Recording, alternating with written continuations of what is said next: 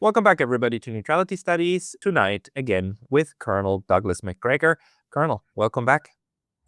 Happy to be here. Thank you so much for making the time, because it is crazy times, and I was wondering how you are currently reading what is going on with Russia and Europe and the US, the escalation that we are seeing, the drones that are going into Russia and even killed 21 school kids in Lugansk. And on the other hand, the Russians that now said like Kiev must be evacuated, or like the diplomats should go because it's going to be dangerous. What do you think is going to happen? Well, I don't like to be trite, but I think we have reached a strategic inflection point in the war in Ukraine. And I think we have to understand things from the Russian perspective at this stage. This war has dragged on and on and on now. People are always asking why. In the West, the answer is, oh, well, the Russians are weak. They don't know what they're doing. Putin lacks will, and on and on and on. All of that's nonsense. President Putin launched this special military operation for the reasons that we've discussed, many, many times. It was essentially a defensive move to protect Russia from what he did not understand at the beginning, but eventually discovered was a very serious attempt to turn Ukraine into a battering ram that could be employed against Russia.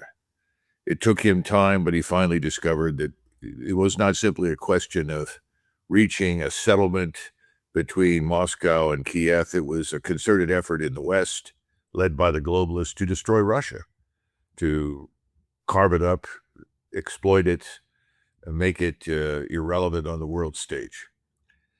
When it became clear this was what was happening, President Putin fell back and said, look, it's time for us to build up. We have to create a new military establishment. The one we have is not adequate. And this is going to take time. And it has taken time. And he has moved deliberately, methodically, and cautiously because he wanted to spare as many lives as possible. He did not want to waste Russian lives unnecessarily. He is probably, in the history of Russia, the single most humane person to lead Russia in a war that's ever existed. Because in other wars, the czars and then their successors were always willing to spend lives in the pursuit of their military objectives. Putin, to his credit, has tried to avoid that. Secondly, Putin has tried to keep in mind that the people his forces are fighting and killing are ultimately, for the most part, Orthodox Slavs, and he's trying to spare them as well.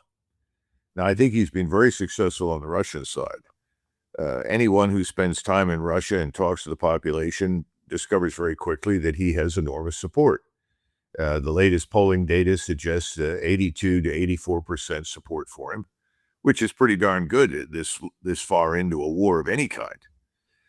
So he has maintained that. He's maintained the standard of living. He's negotiated all these sanctions very effectively to the point now where Lavrov simply says they don't matter anymore because we found ways around it.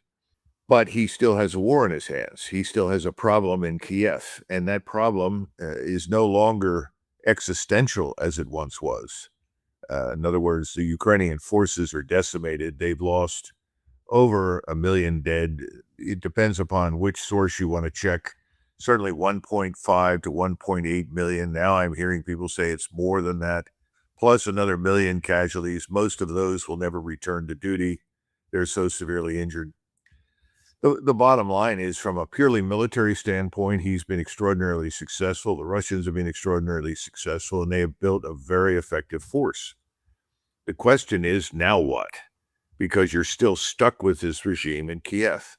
And while it can no longer threaten your very existence, it has the ability to do damage and remind everyone that they are alive and well. And sadly, we and the Europeans continue to support and assist them.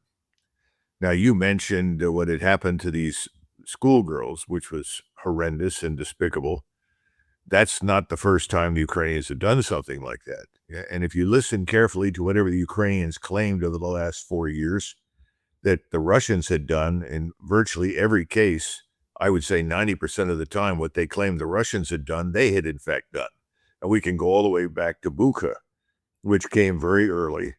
And that was an atrocity committed by Ukrainians against Ukrainians. It was not an atrocity committed by the Russians.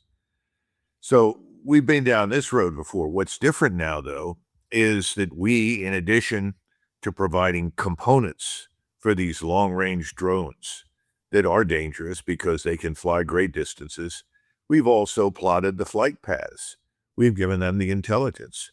We've flown aircraft, surveillance aircraft, and come back and handed to the Ukrainians the exact locations of virtually every radar, every air and missile defense battery, every military installation, every supporting manufacturing site, every refinery, every oil storage site.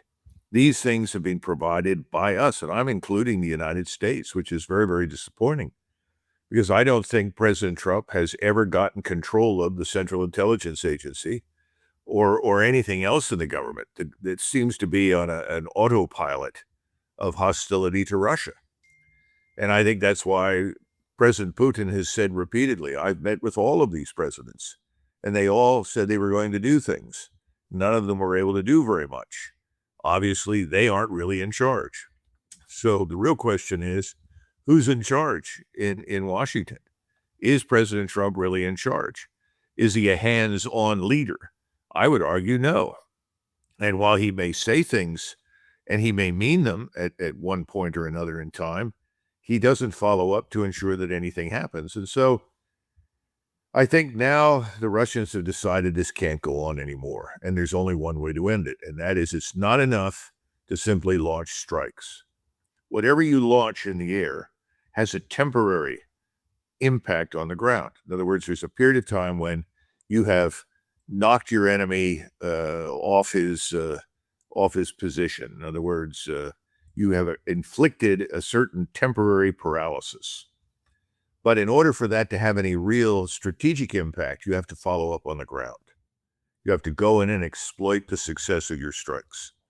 The Russians understand that, and I think we're on the verge now of watching that happen. I think we're going to see strikes in Odessa that are designed to facilitate the seizure of Odessa. I think we're going to watch Russian forces cross on the southern end of the Dnieper River and take Odessa. Why Odessa? Well, obviously, it's an outlet to the sea. If you can cut Ukraine off from that outlet, well, you're going to reduce the numbers of mercenaries that can be brought into the country, arms and equipment, food, you name it. You can't export anything or very little. You have to move everything through Poland and Polish ports in order to reach anything in Ukraine. That's a bottleneck. That's difficult. And the point is, I think the Russians understand that has to stop. Hey, very brief intermission because I was recently banned from YouTube, and although I'm back, this can happen anytime again. So please consider subscribing not only here, but to my mailing list on Substack. That's pascalotta.substack.com. The link's going to be in the description below, and now back to the video. Secondly, as we know, Odessa is historically a Russian city. It's not just Russian speaking. It was founded by Catherine the Great and the generals that drove out the Ottoman Turks and the Tartars from the Crimea.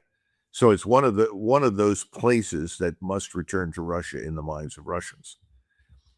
Well, now you have several other concentrations that deserve some attention on the Russian side. There's a large concentration of force up in Belarusia, north of Kiev, very large.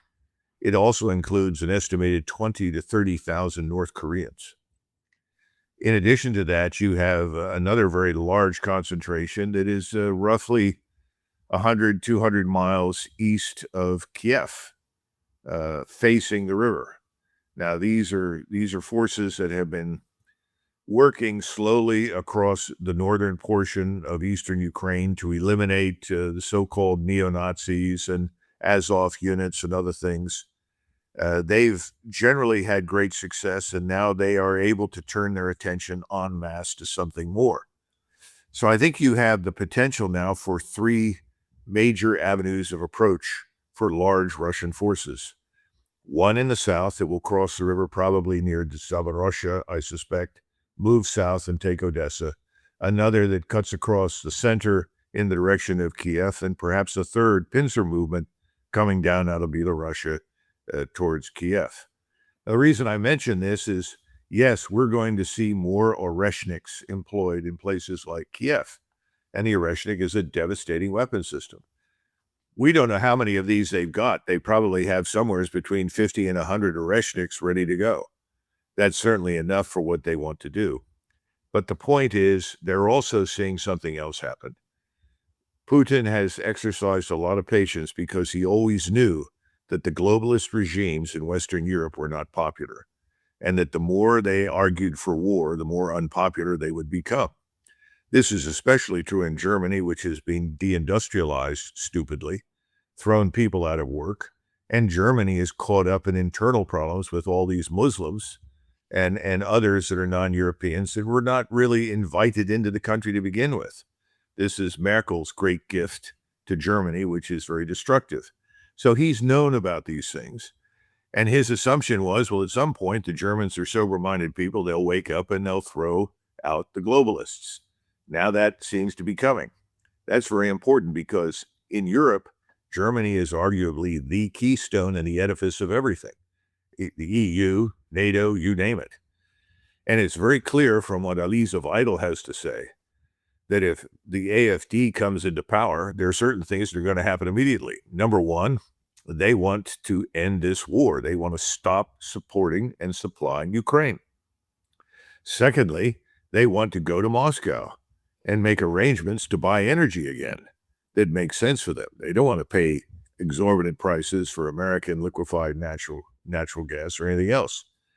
And I think the third thing that the Alternative for Germany has stated that is very, very important is they want us to leave Germany.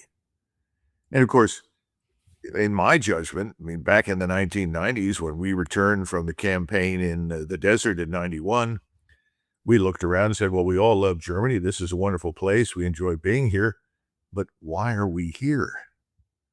Is this not time to begin drawing down and getting out of Germany? Well, we did go through a drawdown. We went down from almost 200,000 down to 30,000 or 40,000, but we didn't get out.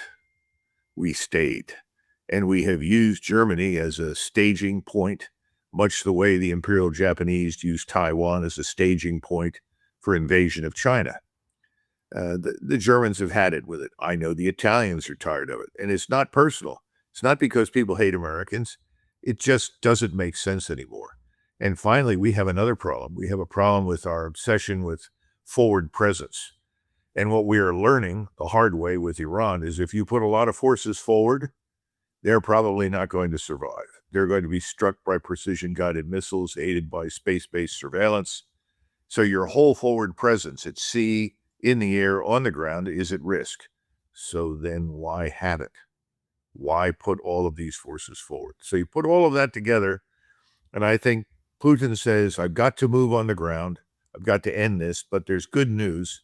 People are sobering up. So he wants to move carefully on the ground in a way that doesn't serve the interests of the globalists.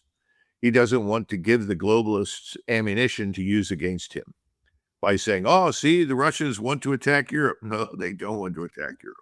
I mean, do you also think that they are trying to bait Russia into an attack on the Baltics or some other NATO territory in order to be proven right that the Russians are the new Hitler who just wants to conquer everything? And and how do you think they are countering that? I mean, is this focus on Ukraine and Kiev going to be the counter to say, like, no, we will keep the war inside Ukraine as we did for the last 4 years? Because it seems that also NATO wanted to keep it there, but that calculus seems to be changing, right?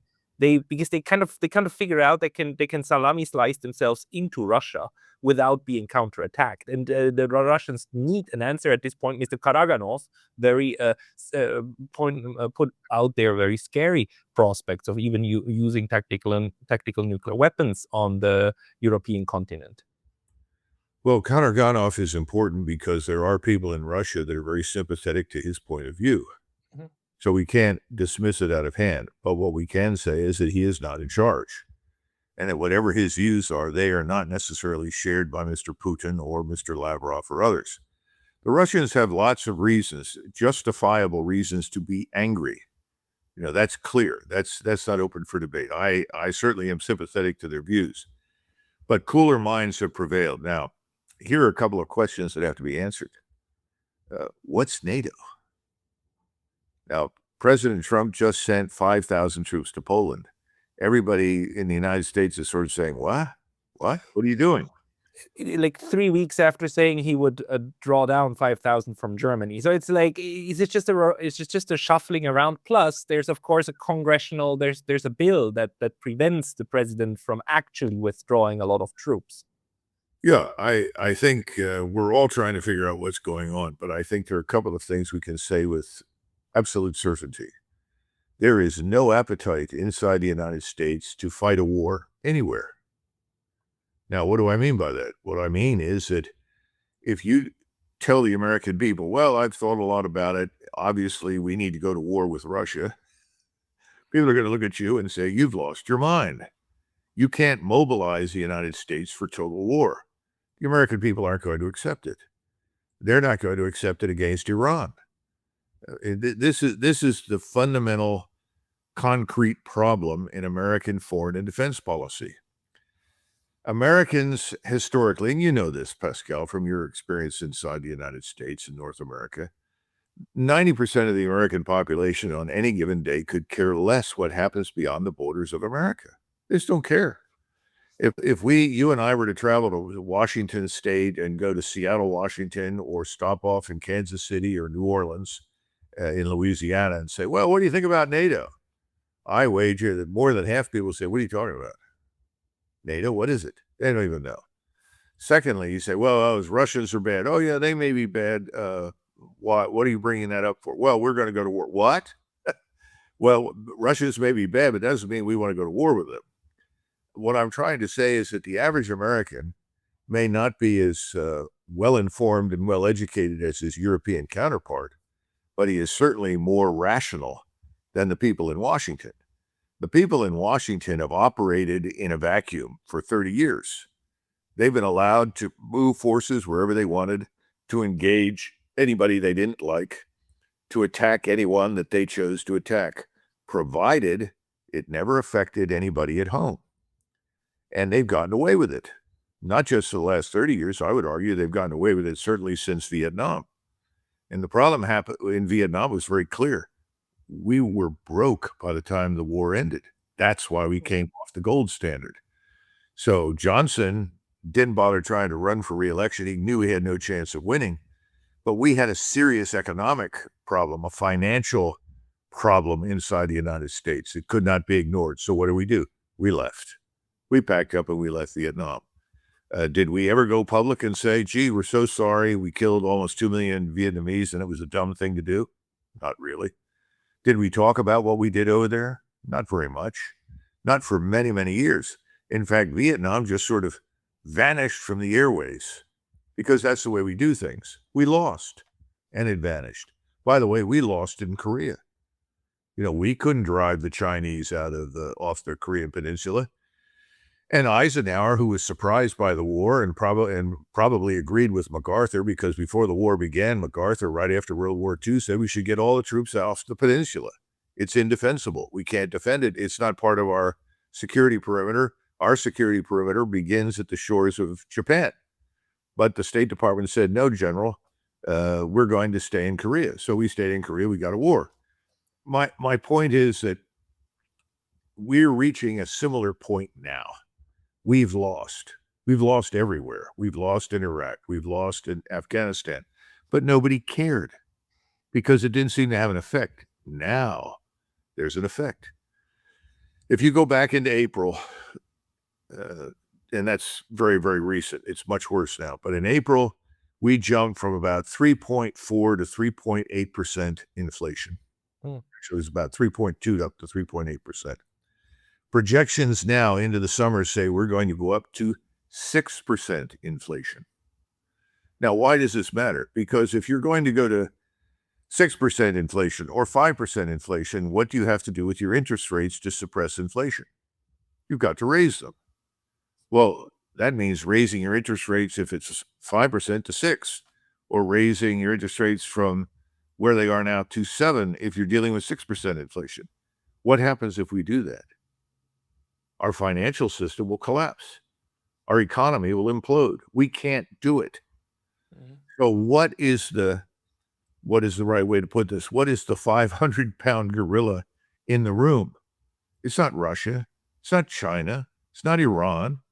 It's our own economy that is being grossly mismanaged, our reckless spending. And who's being held accountable for it? No one. But is someone going to be held accountable for it when it all comes apart?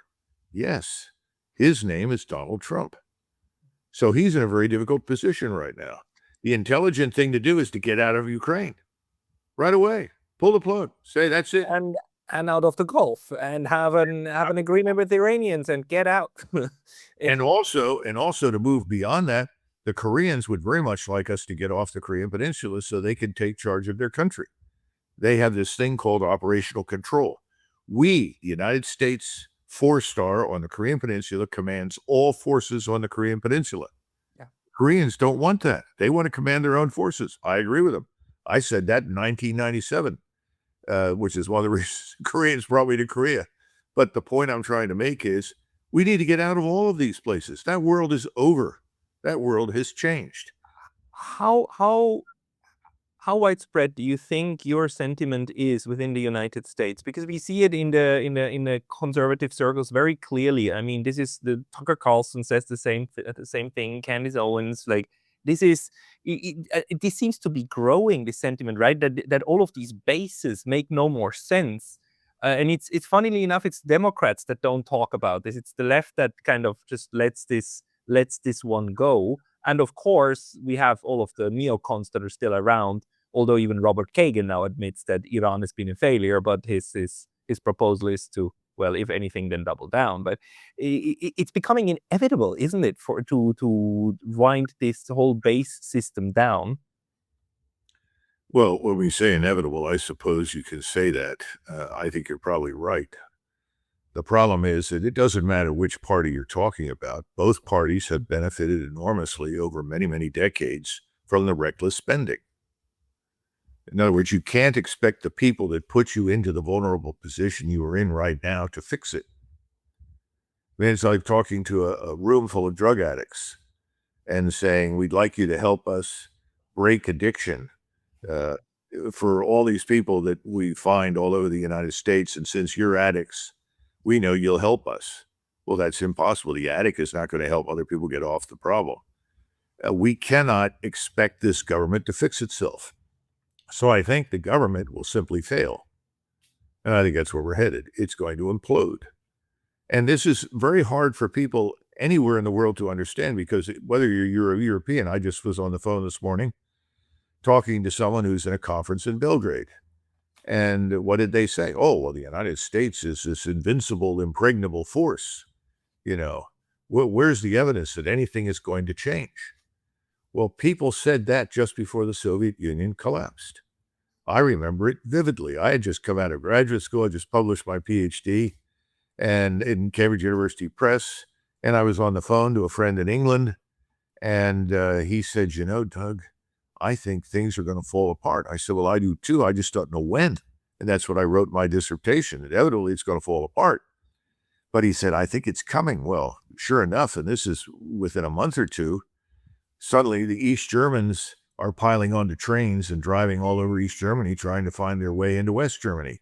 Suddenly the wall in Berlin comes down, just bang, bang, bang, one after the other. I think that's what's going to happen with us. I think suddenly somebody's going to say, wait a minute, we can't go on like this. We have to make adjustments immediately. It will all be done badly. It'll be a replay, in my judgment, of something you saw in Afghanistan. When we came out of Afghanistan, everyone had resisted in Washington leaving Afghanistan. Suddenly, the president said, that's it, we're getting out. And this haphazard withdrawal made fools of us, made us look incompetent, made the military look just terrible. Well, I think we're going to see something like that happen again because the emergency at home will outweigh the importance of anything overseas.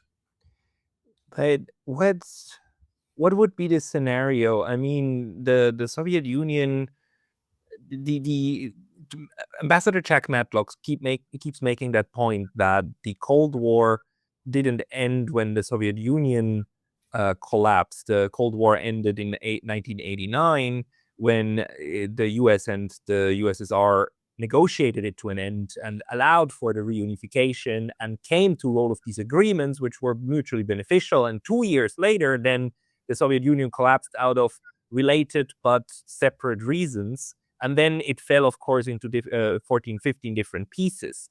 But the United States, anything like that is unthinkable, right? I mean, the 50 states are never going to just dissolve, etc. It's like, how could a American internal rejuvenation, what could that look like?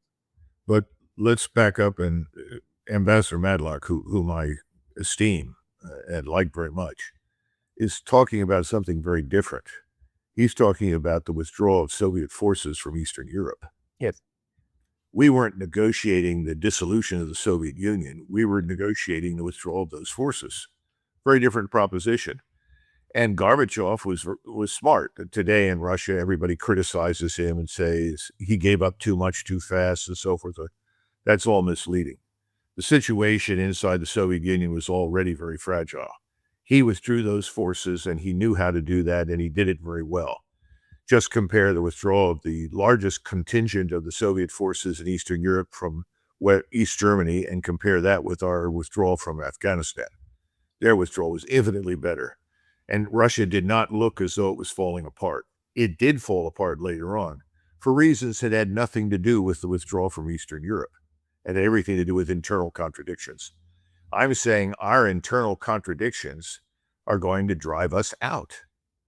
And whoever is in power, it may well be Donald Trump, and if he hesitates or refuses to act, he'll be replaced and someone else will come in and do it. But we too will withdraw from the rest of the world because we can't afford to stay there anymore, because we will not be able to pay out to the public at home all the money we owe everyone. We have all of these unfunded liabilities. We're having trouble with Social Security, Medicare, Medicaid. There are 2,000 redistribution programs designed as public welfare. All of these things are unaffordable. No one wants to step up and to do anything about it. It's unpopular. All of this is going to have to change. What's the easiest thing to cut? Defense spending. That's the easiest one. It's the largest portion of discretionary spending. It's the easiest to cut. And everyone will resist it, especially the senior ranks in the military, because that means they lose jobs. We have headquarters all over the place. We have 43, 44 4-stars. It's absurd. At the height of World War II, we had 7. Towards the end of the war, we promoted others to 4-stars as honorifics. Gave them thank you, you did a great job, well done. We promoted people to 5-stars. It was an honorific, it was the same thing. But my point is, we're so top-heavy, it's pathetic. When you look at the small numbers of soldiers, sailors, airmen, and Marines we can actually deploy to fight someplace and compare that to the numbers of admirals and generals, it's outrageous. So that's going to have to change. And cutting these headquarters, pulling the forces out of overseas billets, that's easy. You're not cutting forces inside the United States. If you go to upstate New York and say, well, this post we don't need anymore, there are 20,000 troops there, we're pulling them out, everyone will cry bloody murder.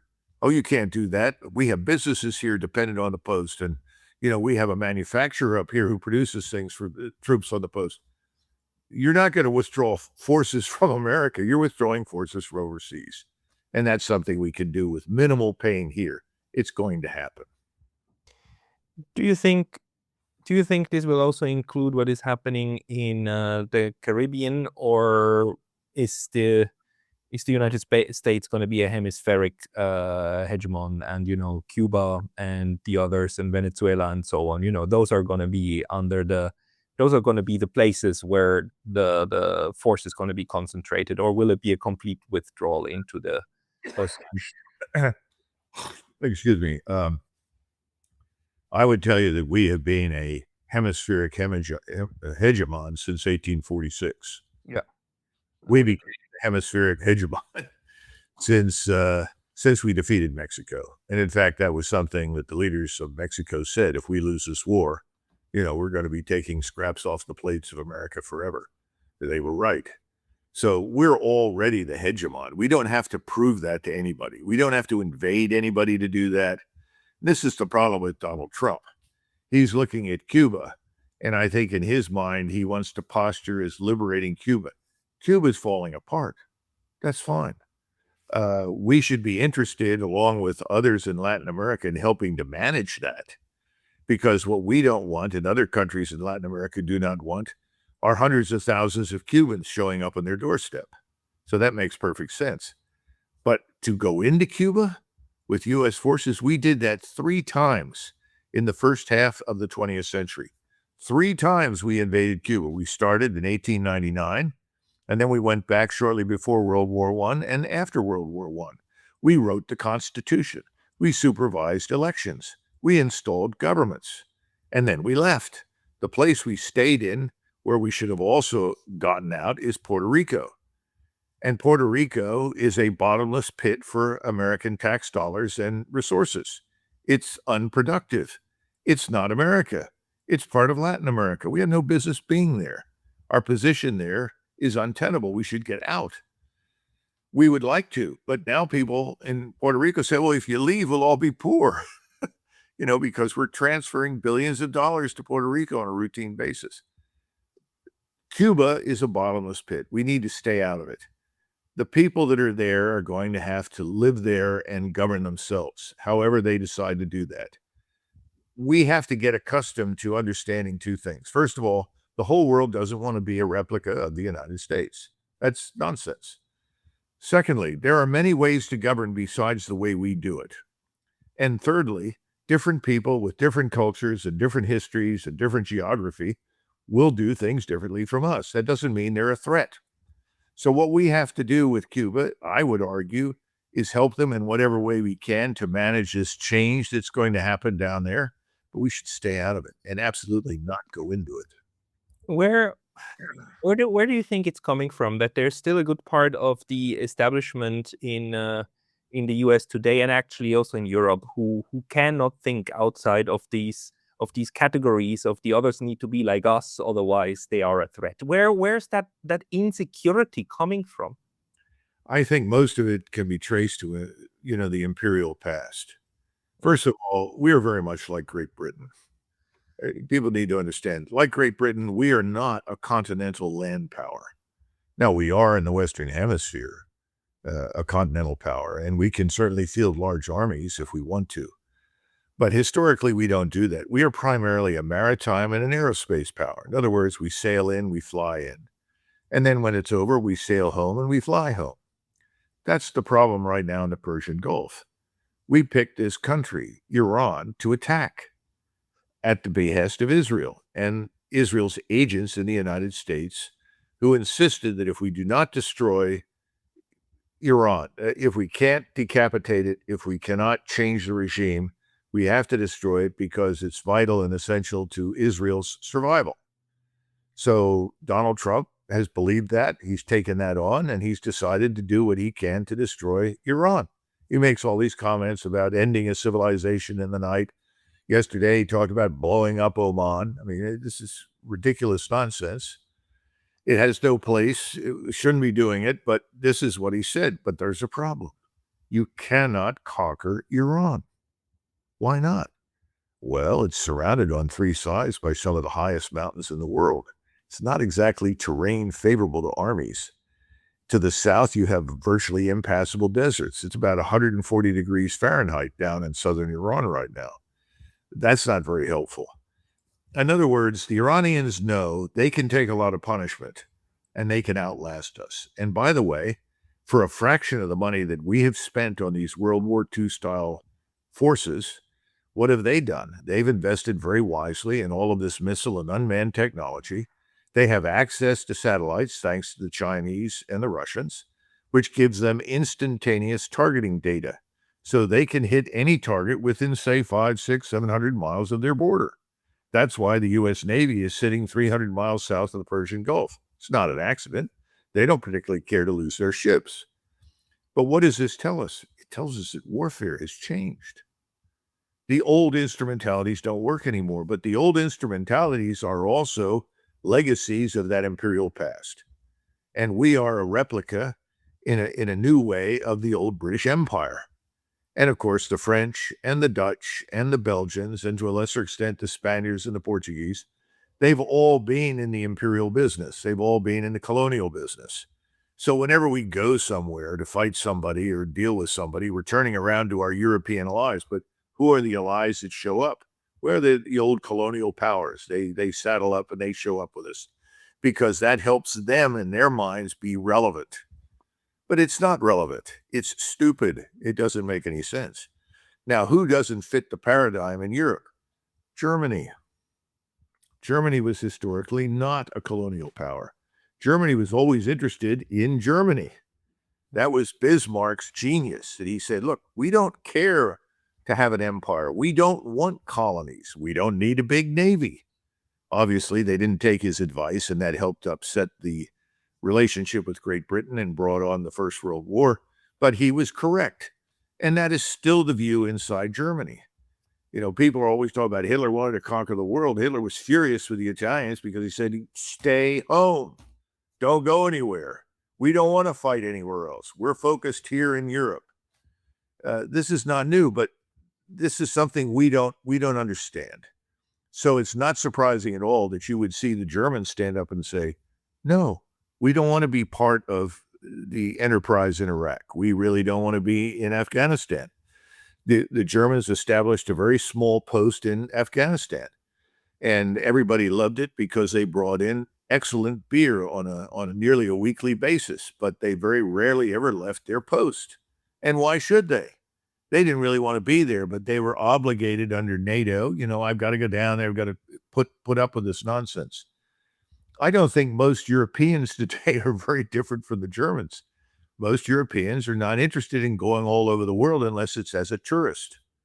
You know, we are Americans. We're not interested in going anywhere unless we're tourists. But don't have It's also there. It's a small group of elites that actually wants all of these policies, and it's just incredibly difficult to dislodge them from these levers of power. And they find time and time again ways in order to con a large part of the population into going along with this, right? And we do see in Europe at the moment, unfortunately, also in Germany, quite intense war propaganda, actually bordering war mania by now, of expecting to go to war with Russia. It's very scary. And there's no evidence for any of it. But they control the media. And we have a similar problem in the United States. The same people who are driving us to war against Iran, the same people who want to make war on Russia, also dominate the mainstream media. And the Europeans are much more effective at suppressing alternative media than we are. So at least in the United States, we have alternative media, and other people can speak up and other people can provide alternative information. It's gotten to the point now where the only people that believe most of the nonsense are people in my generation. I'm a so-called boomer. In other words, I was born in the 50s, was born in 1953, and most of my peers, they say, oh, well, Iran's been a problem for a long time. We should just bomb the hell out of them. I mean, that's what they say. Now, when you get down below the age of 50, people down there say, what? What are we doing? This makes no sense. What has Iran done to us? This is crazy. You know, nobody bothers to point out that during the Iran-Iraq war, we equipped Iraq. We stood up their forces. We provided advisors. We gave them munitions. And they killed hundreds of thousands of Iranians. Nobody ever points that out. We have a very one-sided view of everything. And most Americans, if you told them what I just said, have never heard that. They're not even aware of it. But the good news is people under the age of 50 are no longer fooled. In fact, I think it's even creeping up into the 50s now. Rationality, hard questions are being asked. So I think we're at the end of this process. But the one thing that will end it will not be a decision by sane, sensible, balanced people in Washington, because they don't exist. It's going to be financial. That's going to put an end to everything. We're going to be in just as bad a position as Richard Nixon was after Johnson left office. Remember, he took us off the gold standard temporarily Right. because he had no other way to deal with the crisis. It was either that or we go into default. He did plan to come back onto the gold standard at some point in the future. Well, it never happened. Then again, no politician, no real politician ever used the word temporary and didn't mean permanent when he said it. So, which is one of these words. Well, remember that the real damage that has done to us is that until we went off the gold standard, if you went to war somewhere, we had a war tax. It wasn't for free. And the other thing is, if we went to war, we provided American soldiers to fight it in large numbers, which meant that we had human lives, American lives, on the line. After we went off the gold standard, we were able to do two things. Number one, print as much money as you like to do whatever you want, which is now going to end. That's my argument anyway. And the second part is we got rid of any sort of universal service. We created a large voluntary organization. Now we have become so bankrupt and so corrupted that we no longer can raise armies to fight anywhere. So what do we rely on? Naval power and air power. Yeah. Why are we relying on air and naval power? Well, it's sort of like sex without consequences. You know, you can bomb somebody somewhere and you're unlikely to lose very many people when you do it. Same thing at sea. Well, just move further offshore, build a missile that goes further. You don't have to worry about casualties. I mean, that's the theory. I think we're reaching the end of that period. This is the last gasp, frankly, with Iran. I think after this, it's over. We're going to stop because we know it's too dangerous. But it's not going to be because rationality suddenly broke out in Washington. It's going to be a matter of unavoidable necessity, largely for reasons of finance and economics. Well, we will see, because time will tell, and probably rather sooner than later, because it seems that something is actually not working anymore in the machinery. Colonel, thank you so much for your time. People who want to read from you or see more from you, where should they go to find your work? Well, the first place I would go, and it's doing very well right now, is a Substack called Macgregor Warrior Substack. And a lot of material that I've written over the years is available there. So you can go and read both recent, within the last couple of weeks, things, but you can also read things I've written for many, many years. And the reason I put them there is like the testimony before the Senate Armed Services Committee in 2017, and the paper that I wrote for RFK Jr. when he was running for president called Taming the War State. Is this drew on all this work that I've amassed over 20, 30 years. Because all the things that I said were going to happen in military affairs have begun to happen. And that's a good thing, because it's going to force us to reconsider the wisdom of doing the things we have been doing. So I think in the long run, it'll all be good. In the short run, it's going to be very painful. So Macgregor Warrior Substack. The other place is the National Conversation. It's thenationalconversation.org. That's an attempt to explore the potential for a third party.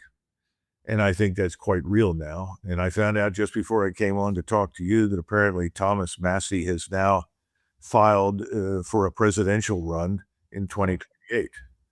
Now, whether or not that happens is another matter. But the fact that he's doing that, and he met with Marjorie Taylor Greene and they talked about a third party. Thank God, that's what we need. Because these two parties are just not distinctly different enough to make any difference to us anymore. Two wings of the same system, but we will see. I mean, I think your prediction is right. Something in the United States will change out of necessity. Everybody go and find Colonel Douglas Macgregor on Substack and on the National Interest? The National Conversation. Excuse me. The National Conversation. Links will be in the description below. Colonel Douglas Macgregor, thank you so much for your time today. Thank you, Pascal.